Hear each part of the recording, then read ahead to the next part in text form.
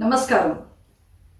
In this video, I am going to explain what an Alapana is, the concepts, the theory, and the practical aspects of it. For those of you who are just entering Manodharma, the very thought of bringing out something from your own imagination, having to chuck off all those notebooks, the structured lessons, and coming into a domain where you will have to create the music is quite daunting, quite fearful, and I can perfectly understand that. But remember one thing, to learn any skill, you must definitely go into understanding the theory behind the skill. That there is a concept behind every skill. Carnatic music is very well governed by theories, and the ability to put the theory into the practical aspect comes only when you understand the basic concept behind what the theories are trying to tell you. Now I'm going to be explaining the theory behind how you do your alapanas as well in this video. Now every Carnatic music presentation has two parts to it, if you see. The first part that is not bound by lyrics and tala, and the second part that is totally bound by lyrics and tala. So therefore we can say Alapana is a systematic interpretation, elaboration, exploration, and presentation of a Raga Lakshana without lyrics and accompanying rhythm. I hope you understood what I said. It is a systematic interpretation, elaboration, exploration, and presentation of the Raga Lakshanas without lyrics and percussion or rhythm added to it. This is Alapana for you. Now when I say Raga Lakshana, that is the theoretical aspect. Lakshya is the practical aspect. Let us go and see what exactly these two words mean. Lakshana literally means theory or grammar. So what is the grammar behind playing an Alapana, you might ask? There is grammar because there is a ragam which you are going to represent, which you are going to explore, right? So, and that ragam has unique set of notes, and these unique sets of notes are arranged in a unique pattern in the Arohanam and Avarohanam, right? Now, this also has to be combined together to form musical phrases that bring out the actual characteristic, or you can call them prayogas. I'm saying musical phrases, but they are also called prayogas. These prayogas have to bring out the characteristic of the raga. And now for vainikas, for vocalists it's a different question how they bring out their gamakas. For vainikas, you have to employ techniques to bring out the akaram that flows out of these musical phrases so that they beautifully depict the feel that the ragam is able to give. Now to these three fundamental aspects of the theory, I am going to add a fourth parameter called time. Now this time does not exactly mean the time that you give between notes. Now that is also one aspect of the theoretical, the Lakshana in Carnatic music. But here by time I mean how long you are going to play your Alapana also determines how much you are going to think deeply into the creative aspect of that ragam. This is the conceptual, this is the theoretical aspect of playing an Alapana. Now what is Lakshya? Lakshya means practical, presentation. It technically means how you are going to present it, how your imagination is going to work with the theory that has been given to you. You have been given a concrete 3-point theory, the ragam, the musical phrases and the gamakas. How you are going to, within this framework, get into that exploratory mode and interpret the ragam such that you capture the imagination of the listener as well as feel the raga within you, so that the kirtana that follows will also get a very rich experience from this exploration that you have recently done with the Alapana. In another video, I will explain the theory aspect, the Raga Lakshana in detail. The three aspects, musical phrases I have already explained in detail in the Varnam section. I will talk more in detail about Raga, the Arohanam, Avarohanam, and the Gamakas in another video. Now we go to the practical aspect of an Alapana. An Alapana can be divided into three parts. The first part is the opening, the introductory part, where you show a snippet, a small piece of how the raga is moving. The second is the intermediate aspect, the middle or the intermediate part, which is the major part, which can be divided into 4 sections. And the final is the ending or the nyasa. So now let's go and see what I will show it in small pieces. I'm not going to do a very elaborative exercise here. It is just to give an idea as to how these 3 aspects combine together to give you a full Alapana experience.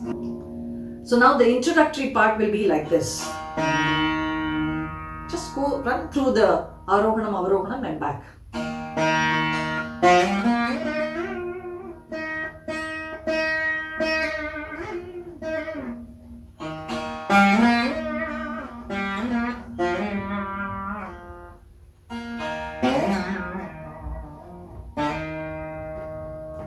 Over.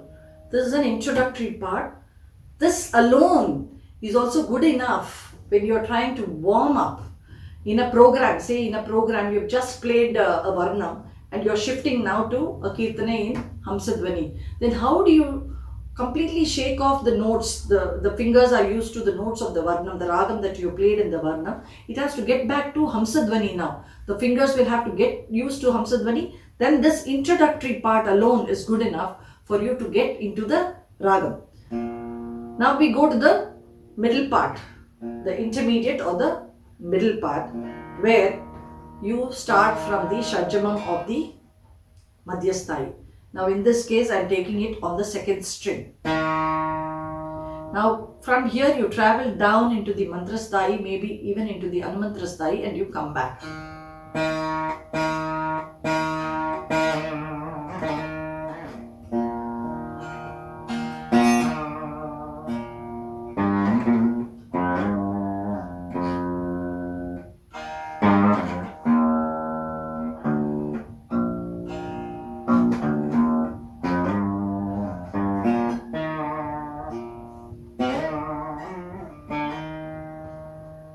Just a small exercise. Went into the Mantrasthai, a little bit into the Anumantram and back.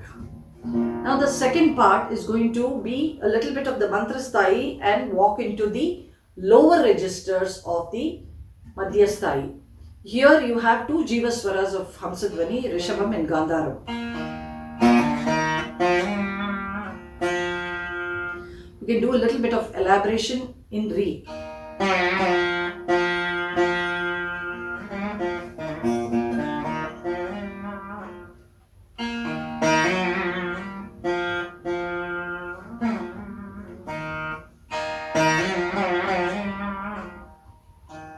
You can go on and on, either ending in Re or starting from Re. If you start from Re, that Re is called a Grahaswaram. If you come and end back in Re, it is a Nyasaswaram.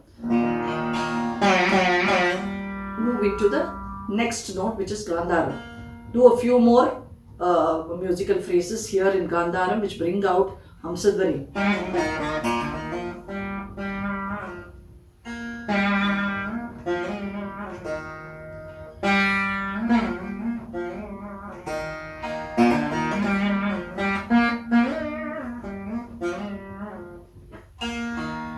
Then the third part, where you move into the latter half of the Madhyasthai and into Tarasthai.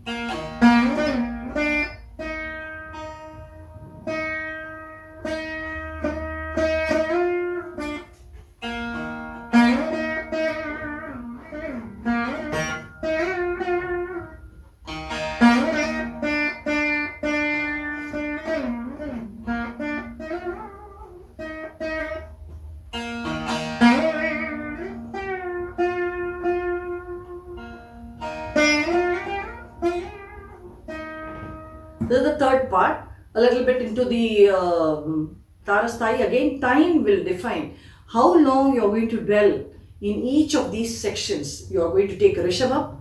If your Alapana is planned for 20 minutes, 30 minutes, more phrases in Rishabha, more in Gandhara, more in Panchamam, Nishadam, and in the Tarasthai as well. Now the last portion is the collapse, where you're going to play brisk phrases.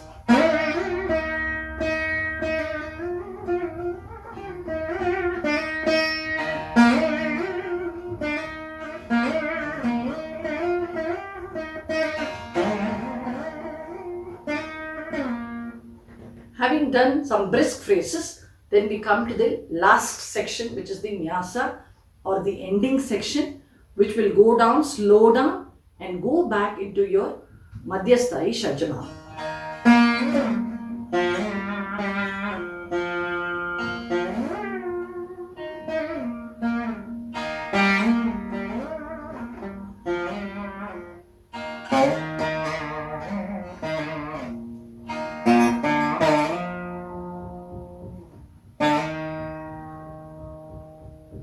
This was a very, very short depiction of how Alapana, the different stages of Alapana will have to be handled.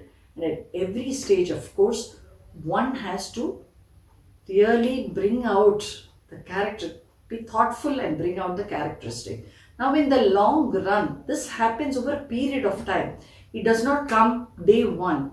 The student will have to listen to a number of compositions in this raga. So you go and listen to, say, about 5-6 compositions of Hamsadvani. You start getting an idea, because some prayogas get repeated. Some prayogas bring out the beauty of the raga so well.